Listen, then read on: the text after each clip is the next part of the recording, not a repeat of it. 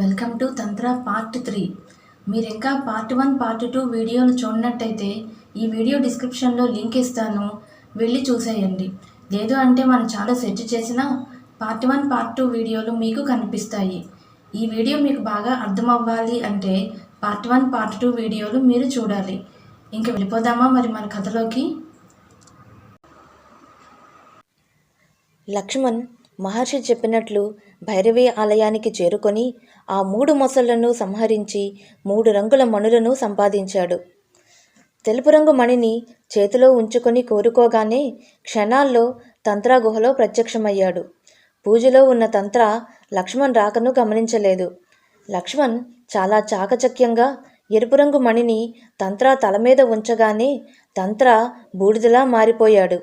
తంత్రా చనిపోగానే శవంగాడికి కూడా శక్తులు పోయాయి. ఆకుపచ్చ రంగుమణి సహాయంతో శవాన్ని కూడా సంహరించాడు లక్ష్మణ్. భుజంగంని మహర్షి ఇచ్చిన కత్తితో సంహరించాడు.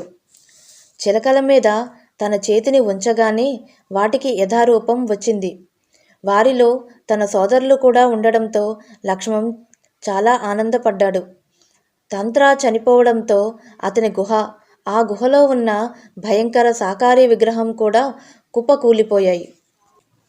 ఈ విధంగా లక్ష్మణ్ తను చూపిన ధైర్య సాహసాలు తెగువతో తన సోదరులనే కాకుండా ఎంతో మందిని రక్షించగలిగాడు. ఇప్పటికీ రాజా విక్రమవర్మ భూగృహంలో అంతులేని సంపద అలాగే ఉంది. ఫ్రెండ్స్, మీకు ఈ కథ నచ్చినట్లయితే లైక్ చేసి మీ ఫ్రెండ్స్ అందరితో షేర్ చేసుకోండి. మీరు చేసే లైక్లు, షేర్ల వల్ల మన ఛానల్ గ్రో అవ్వడానికి ఎంతో హెల్ప్ అవుతుంది.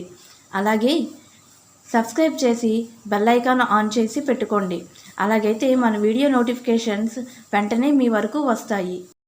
ఇక ఉంటాను. మళ్ళీ మరో మంచి కథతో తొందరలోనే మిమ్మల్ని కలుసుకుంటాను. అంతవరకు నమస్తే.